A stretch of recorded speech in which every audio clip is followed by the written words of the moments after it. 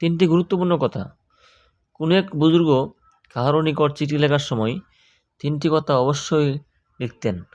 ১ নম্বর, যে ব্যক্তি আখিরাতের উদ্দেশ্যে আমল করে আল্লাহ পাক তাহার দুনিয়াবী কাজ সমাধা করিয়া দেন।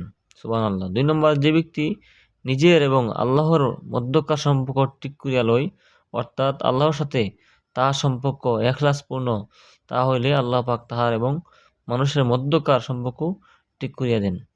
৩ নম্বর, যে ব্যক্তি সে অভ্যন্তরীণ অবস্থা ঠিক করিয়া লয়, আল্লাহ তাহার বাহ্যিক অবস্থা ঠিক করিয়া দেন।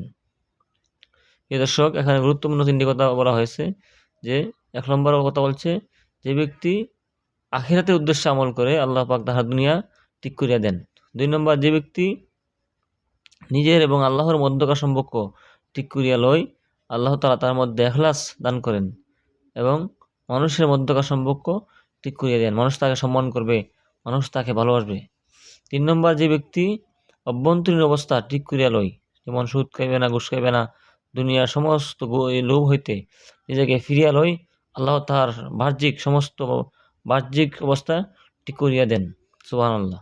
আল্লাহ রাব্বুল আলামিন আমাদের সবাইকে এই ৩টি গুণ অর্জন করার তৌফিক দান করুক। আমিন।